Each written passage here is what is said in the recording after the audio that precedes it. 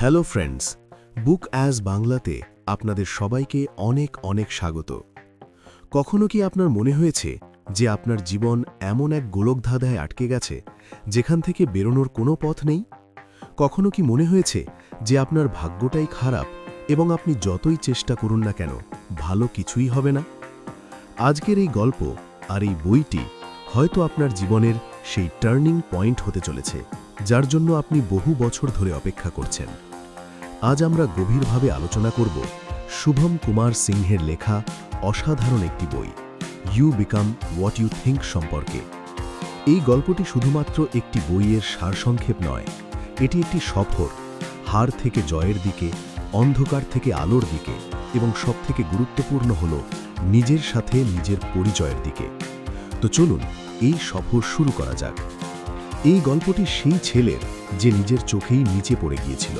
নামে কি যায় আসে, তাকে আপনি নিজের সাথে মিলিয়ে দেখতে পারেন। তার জীবনে যেন রঙের অভাব হয়ে গিয়েছিল। স্কুলে গ্রেড ক্রমাগত কমছিল, বাড়ির সবাই তার ওপর হতাশ ছিল এবং সেই বন্ধুরা যারা একসময় তার জন্য প্রাণ দিত তারাও আস্তে আস্তে দূরে সরে যাচ্ছিল। তার সবথেকে বড় শত্রু হয়ে দাঁড়িয়েছিল তার নিজের চিন্তা। প্রতিদিন সকালে সে এই ভয় নিয়েই জেগে উঠত যে আজ আবার খারাপ কিছু হবে। সে নিজেকে এমন এক ঘরে বন্দি মনে করত যার চাবি সে নিজেই কোথাও হারিয়ে ফেলেছে। একদিন কোনো উদ্দেশ্য ছাড়াই সে শুধু রাস্তায় হাঁটছিল। হাঁটতে হাঁটতে তার পা একটি পুরনো লাইব্রেরির দিকে ঘুরে গেল। সে জানত না সে কেন সেখানে যাচ্ছে, তার কি চাই। শুধু সে ওই উঁচু উঁচু আলমারিগুলোর মাঝে হারিয়ে যেতে চেয়েছিল। ঠিক তখনই তার নজর এক ব্যক্তির ওপর পড়ল। সেই মানুষটিকে সাধারণ কেউ মনে হচ্ছিল না। তার মুখে এক অদ্ভুত স্থিরতা ছিল, এমন এক শান্তি যেন দুনিয়ার কোনো শোরগোল তাকে স্পর্শ করে না। ছেলেটি শুধু তাকে দেখছিল, আর সম্ভবত তার চোখের বিষণ্ণতা সেই মানুষটি পড়ে ফেলেছিলেন। তিনি ধীরে ধীরে এগিয়ে এলেন এবং হেসে বললেন, তোমাকে চিন্তিত দেখাচ্ছে, সব ঠিক আছে তো? ছেলেটির মনের ভেতরে যেন আবেগের বাঁধ ভেঙে গেল। সে কিছু না ভেবেই বলে দিল, হ্যাঁ, শুধু এই জীবনটা ঠিক বুঝতে পারছি না। সেই ব্যক্তির হাসি আরও গভীর হল। তিনি বললেন, তোমার সমস্যা তোমার জীবনে নয় ছোট, তোমার সমস্যা তোমার চিন্তায়। কারণ সত্যিটা হলো, তুমি যা ভাবো তুমি ঠিক তাই হয়ে যাও। ছেলেটির কাছে এই কথাটি খুব নাটকীয় মনে হলো। সে জিজ্ঞেস করল, ভাবলে আবার কি হয়? ভাবলে কি আমার রেজাল্ট ভালো হয়ে যাবে? লোকে কি আমাকে ভালোবাসতে শুরু করবে? সেই ব্যক্তি তাকে একটি শেলফের কাছে গিয়ে একটি বই হাতে ধরিয়ে দিলেন, you become what you think. তিনি বললেন, এটা পড়ো, এখান থেকে শুরু করো। ছেলেটি প্রথম পাতা খুলল এবং সেখানে লেখা ছিল, দ্য পাওয়ার অফ থটস, চিন্তার শক্তি।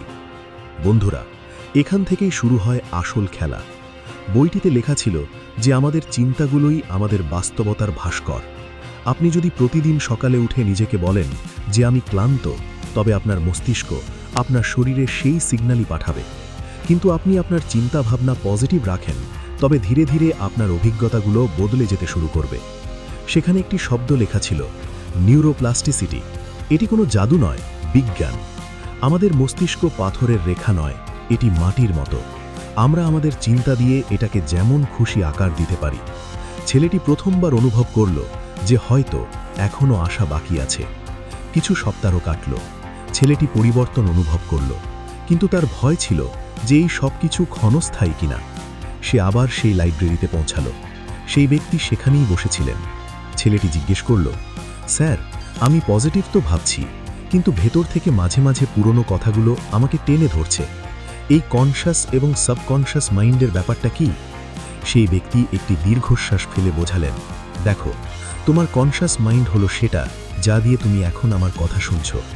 এটি তোমার মস্তিষ্কের মাত্র 10% অংশ, কিন্তু আসল পাওয়ার হাউস হলো সাবকনশাস মাইন্ড, সেই 90% অংশ যা পর্দার আড়ালে কাজ করে। এটা এভাবে বুঝে দেখো, যেমন একটি জাহাজের ক্যাপ্টেন কনশাস মাইন্ড আদেশ দেয়, কিন্তু জাহাজ চালানো ইঞ্জিন রুমের কর্মীরা সাবকনশাস মাইন্ড আসলে জাহাজের দিক ঠিক করে। যদি তোমার সাবকনশাসে এই বিশ্বাস বসে থাকে যে আমি কখনো বড়লোক হতে পারবো না, তবে তোমার কনশাস মাইন্ড যতই পরিশ্রম করুক না কেন, তোমার ভেতরের সিস্টেম তোমাকে বারবার আগের জায়গায় টেনে আনবে। ঘাবড়ে গিয়ে ছেলেটি জিজ্ঞেস করল, তাহলে কি আমি কখনো বদলাতে পারবো না? সেই ব্যক্তি বললেন, পারবে রিপ্রোগ্রামিংয়ের মাধ্যমে। শুভম কুমার সিং তার বইতে বলেছেন যে সাবকনশিয়াস মাইন্ডকে বদলানোর জন্য 3টি বড় অস্ত্র আছে: অ্যাফার্মেশন, ভিজুয়ালাইজেশন এবং মেডিটেশন। 1. অ্যাফার্মেশন। এগুলো হলো সেই ছোট ছোট বাক্য যা আপনি নিজেকে বারবার বলেন। আমি যোগ্য, আমি সুখী, আমি সফল। শুরুতে এগুলো মিথ্যে মনে হবে, কিন্তু বারবার বললে এগুলো আপনার সাবকনশিয়াসের দেওয়াল ভেঙে ভেতরে প্রবেশ করবে। 2. ভিজুয়ালাইজেশন। এর মানে হলো নিজের সাফল্যকে সিনেমার মতো নিজের মনে দেখা। চোখ বন্ধ করুন এবং অনুভব করুন যে আপনি সেই জায়গায় পৌঁছে গেছেন যেখানে আপনি যেতে চান। যখন আপনি সেটা অনুভব করেন, তখন মহাবিশ্ব মনে করে এটাই সত্যি। 3. মেডিটেশন। নিজের চিন্তার কোলাহলকে শান্ত করা। যখন মন শান্ত হয়, তখনই নতুন বীজ বপন করা যায়, গল্প এগিয়ে চলে। ছেলেটি এখন প্রতিদিন এই টেকনিকগুলো প্র্যাকটিস করছিল, কিন্তু এবার তাকে আরও একটি বড় জিনিস শিখতে হতো: ল অফ অ্যাট্রাকশন বা আকর্ষণীয় নিয়ম।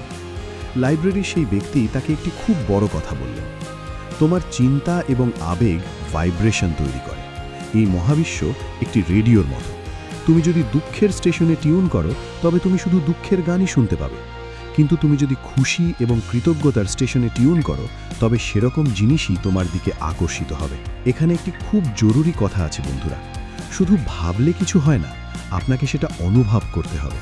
আপনি একটি দামি গাড়ি চাইছেন, কিন্তু ভেতর থেকে ভয় পাচ্ছেন যে আমার কাছে তো টাকাই নেই, তবে আপনি গাড়ির বদলে অভাব বা শূন্যতাকে আকর্ষণ করছেন।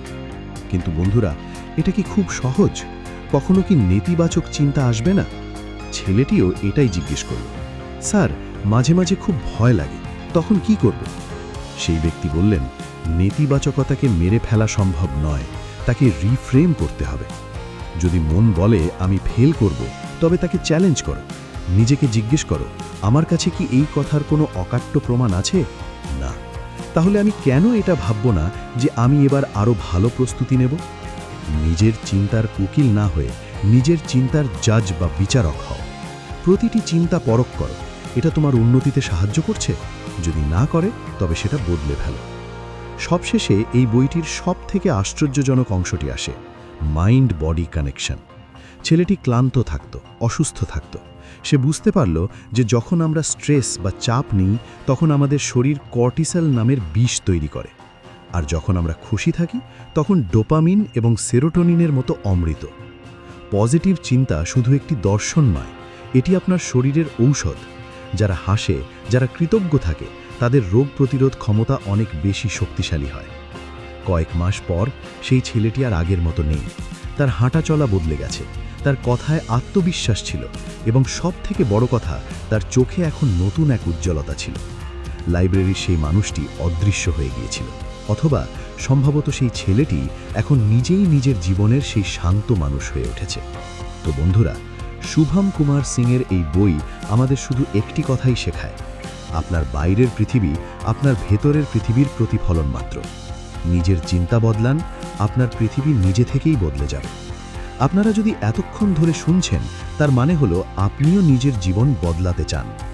মনে রাখবেন, আজ থেকেই, এখন থেকেই নিজের চিন্তার উপর নজরদারি শুরু করুন। যদি আপনাদের আমাদের এই দীর্ঘ সামারি এবং এই গল্পটি ভালো লেগে থাকে, তাহলে বুক এজ বাংলাকে সাবস্ক্রাইব অবশ্যই করবেন। আপনাদের একটি লাইক এবং কমেন্ট আমাদের আরও ভালো ভালো বই আপনাদের কাছে পৌঁছে দিতে অনুপ্রেরণা দেয়।